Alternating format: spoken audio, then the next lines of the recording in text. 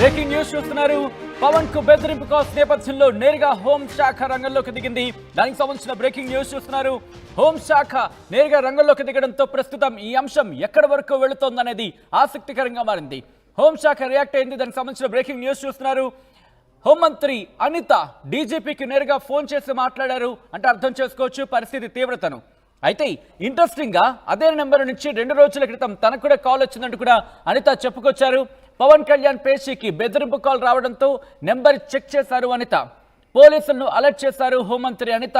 బెదిరింపు కాల్స్ చేసిన ఆగంతకుడి కోసం ముమ్మర గాలింపులు మొదలుపెట్టారు పోలీసులు. దీనికి సంబంధించిన బ్రేకింగ్ న్యూస్ చూస్తున్నారు.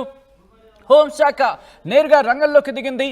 ఎందుకంటే ఒక ముఖ్యమంత్రికి సంబంధించి ఒక డిప్యూటీ ముఖ్యమంత్రికి సంబంధించిన అంశం ఇది. చాలా సెన్సిటివ్ మ్యాటర్. ఒక డిప్యూటీ ముఖ్యమంత్రికే బెదిరింపు కాల్స్ వస్తే ఒక సామాన్యుడి పరిస్థితి ఏంటి? అందుకే నేరుగా హోంశాఖ రంగంలోకి దిగింది. హోంశాఖ రంగంలోకి దిగడంతో ప్రస్తుతం ఆ అంశానికి సంబంధించి లోతైన విచారణ జరగబోతోంది. అయితే ఇక్కడ ఇంట్రెస్టింగ్ గా హోంమంత్రి అనిత కూడా ఒక కంప్లైంట్ లాంటిదని చెప్పుకోవచ్చు. ఎందుకంటే ఆమె కూడా ఒక అంశాన్ని ప్రస్తావించారు.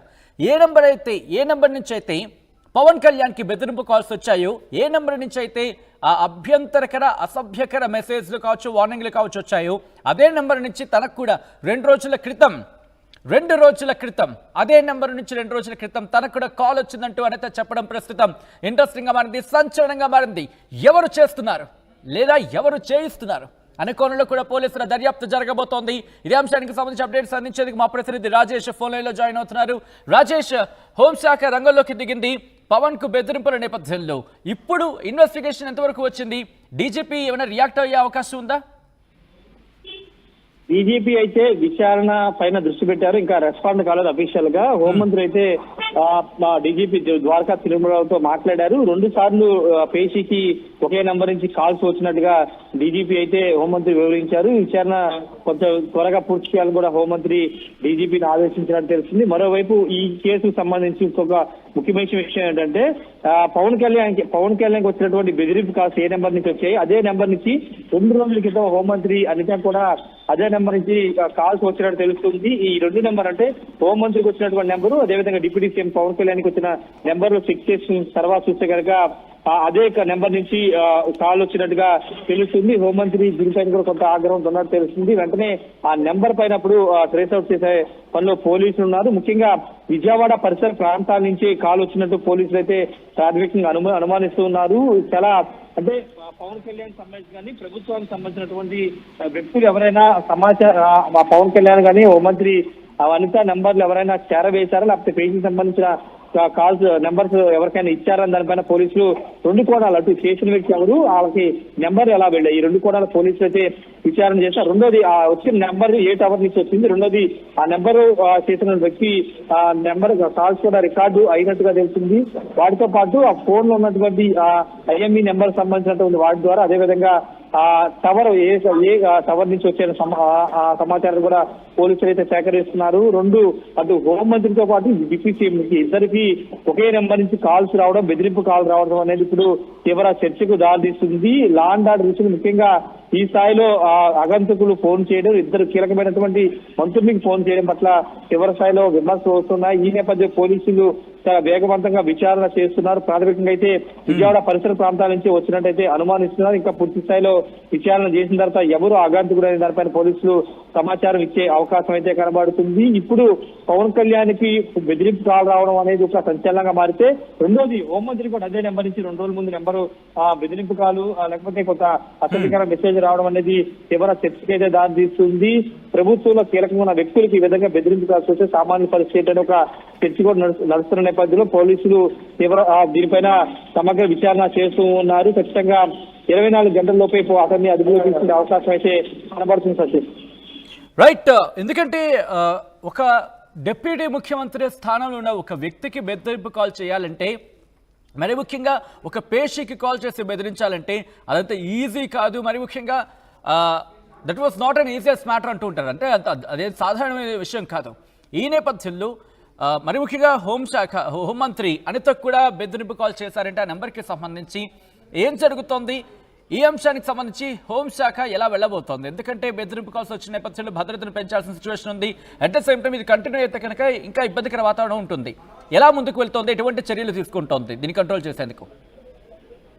నిజంగా చాలా సీరియస్ యాక్షన్ ఉండబోతుందని చెప్పాలి. ఎందుకంటే డిప్యూటీ సీఎంతో పాటు హోంమంత్రికి ఈ విధంగా కాల్స్ రావడంతో పోలీసులు తీవ్ర అప్రమత్తమై విచారణ వేగవంతం చేస్తున్నారు. రెండోది అంటే ఇక్కడ కావాలి ఉద్దేశపూర్వకంగా ఎవరైనా అది పనిగట్టుకుని ఒక థ్రెటనింగ్ కోణం అంటే ఒక ఏదైనా కుట్ర కోణంలోనే కాల్ చేస్తారు, లేకపోతే ఎవరైనా ఆకతాయిలు ఎవరి ద్వారా నెంబర్లు తీసుకుని ఈ విధంగా చేస్తున్నారనే దానిపైన పోలీసులు విచారణ చేస్తున్నారు. ఆకతాయిలు చేస్తే కనుక ఒకవేళ వాళ్ళకి ఎలా నెంబర్లు వెళ్ళాయి, ఏ విధంగా చేశారో దానిపైన పోలీసులు విచారణ చేస్తారు. రెండోది ఒకవేళ కుట్ర కోణం ఉంటే ఎవరు చేసిన వ్యక్తి ఎవరు, ఏదైనా పొలిటికల్ పార్టీకి సంబంధించిన వ్యక్తి, లేకపోతే ఏదైనా సంస్థలకు సంబంధించినటువంటి వ్యక్తి, లేకపోతే మావోయిస్టులతో ఏమైనా సంబంధాలు, ఇలా అన్ని కోణాలు పోలీసులు విచారణ జరపాల్సి ఉంటుంది. కాబట్టి అన్ని కోణాలు పోలీసులు అయితే విచారణ చేస్తున్నారు. ముందుగా ఆ ఫోన్ చేసిన వ్యక్తి ఎవరు అనేది ట్రేస్ అవుట్ చేస్తే మొత్తం వ్యవహారం బయటకు వచ్చే అవకాశం కనబడుతుంది. కాబట్టి ఇతను కేవలం ఒక వ్యక్తి ఉన్నారు, లేకపోతే కొంతమంది గ్రూప్ ఆఫ్ పీపుల్ ఇదంతా కలిసి చేస్తున్నారని దానిపైన కూడా విచారణ వచ్చే అవకాశం ఉంది. కాబట్టి ప్రస్తుతానికి ఆ నెంబరు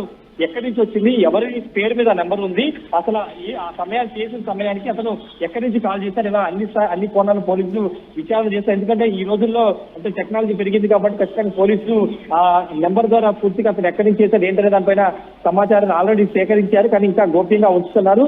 ఖచ్చితంగా కొద్దిసేపటితో వచ్చిన సమాచారం ఏంటంటే విజయవాడ లబ్బిపేట పరిసర ప్రాంతాల నుంచి ఆ కాల్ వస్తుందనేది పోలీసులు అయితే బయటకు లిస్ట్ చేశారు, కానీ అఫీషియల్ గా అనౌన్స్ చేయలేదు. కాబట్టి ఇంకా విచారణ చేసిన తర్వాత అదుపులో తీసుకున్న తర్వాత పూర్తి స్థాయిలో వివరాలు వెల్లడించే అవకాశం అయితే ఉంది. సచిన్, రాజేష్, ఏమైనా ప్రత్యేక బృందాన్ని ఏర్పాటు చేస్తారా పోలీసులు? ప్రత్యేక బృందాలు అనేది ఇప్పటి వరకు అఫీషియల్ గా ఇలా ఏర్పాటు చేస్తామని చెప్పలేదు, కానీ చాలా మంది పోలీసులు అయితే అటు సైబర్ క్రైమ్ కానీ ఇటు మామూలు సాధారణ పోలీసులు కానీ పూర్తి స్థాయిలో విచారణ చేస్తున్నారు. ఆ నెంబర్ ద్వారా ఆ పరిసర ప్రాంతాన్ని ట్రేస్ అవుట్ చేస్తున్నారు, గాలింపు చర్యలు చేపడుతున్నారు. చేసిన తర్వాత అతన్ని అదుపులో తీసుకునే అవకాశం కూడా ఉంది. కాబట్టి పూర్తి స్థాయిలో రేపు దీనిపైన అఫీషియల్ గా ఎవరు చేశారు, ఎందుకు చేశారు, ఎక్కడి నుంచి కాల్ వచ్చింది, అసలు ఏ ఉద్దేశం అసలు చేశారని దానిపైన పోలీసులు ఒక పూర్తి స్థాయిలో వివరాలు వెల్లడించే అవకాశం వచ్చింది. రైట్ రాజేష్, మొత్తంగా అయితే మాత్రం పవన్ కళ్యాణ్ కి సంబంధించి వచ్చిన బెదిరింపు కాల్స్ మీద హోంశాఖ రియాక్ట్ అయింది. రంగంలోకి నేరుగా హోంశాఖ దిగడం ప్రస్తుతం ఆ ఘటనకు సంబంధించిన ఆ తీవ్రతను అర్థం పడుతోంది. డీజీపీకి ఫోన్ చేసి మాట్లాడారు హోంమంత్రి అనిత. అదే నెంబర్ నుంచి 2 రోజుల క్రితం తనకు కూడా కాల్ వచ్చిందంటూ చెప్పడం ప్రస్తుతం సంచలనంగా మారింది. పవన్ కళ్యాణ్ పేషీకి బెదిరింపు కాల్ రావడంతో నెంబర్ చెక్ చేశారు అనిత. పోలీసులను అలర్ట్ చేశారు ఆమె. బెదిరింపు కాల్స్ చేసిన ఆగంతకుడి కోసం ముమ్మర గాలింపు చర్యలు చేపట్టారు పోలీసులు.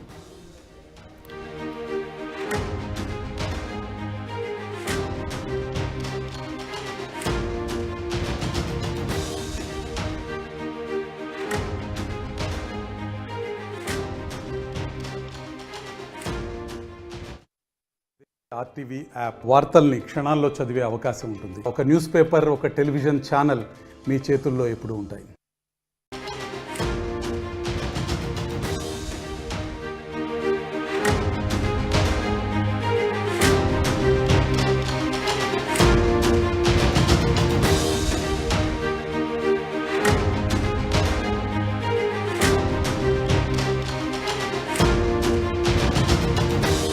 బ్రేకింగ్ న్యూస్ చూస్తున్నారు. పవన్ కు బెదిరింపు కాల్స్ నేపథ్యంలో నేరుగా హోంశాఖ రంగంలోకి దిగింది. దానికి సంబంధించిన బ్రేకింగ్ న్యూస్ చూస్తున్నారు. హోంశాఖ నేరుగా రంగంలోకి దిగడంతో ప్రస్తుతం ఈ అంశం ఎక్కడి వరకు వెళుతోందనేది ఆసక్తికరంగా మారింది. హోంశాఖ రియాక్ట్ అయింది. దానికి సంబంధించిన బ్రేకింగ్ న్యూస్ చూస్తున్నారు. హోంమంత్రి అనిత డీజీపీకి నేరుగా ఫోన్ చేసి మాట్లాడారు అంటే అర్థం చేసుకోవచ్చు పరిస్థితి తీవ్రతను. అయితే ఇంట్రెస్టింగ్ గా అదే నెంబర్ నుంచి 2 రోజుల క్రితం తనకు కూడా కాల్ వచ్చిందంటూ కూడా అనిత చెప్పుకొచ్చారు. పవన్ కళ్యాణ్ పేషీకి బెదిరింపు కాల్ రావడంతో నెంబర్ చెక్ చేశారు అనిత. పోలీసులను అలర్ట్ చేశారు హోంమంత్రి అనిత.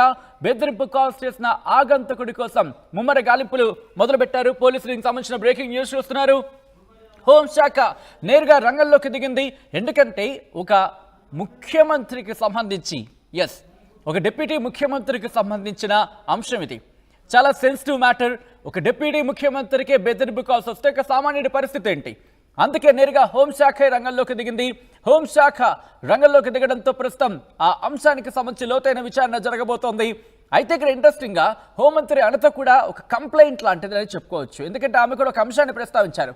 ఏ నెంబర్ నుంచి అయితే పవన్ కళ్యాణ్కి బెదిరింపు కాల్స్ వచ్చాయో, ఏ నెంబర్ నుంచి అయితే ఆ అభ్యంతరకర అసభ్యకర మెసేజ్లు కావచ్చు, వార్నింగ్లు కావచ్చు వచ్చాయో, అదే నెంబర్ నుంచి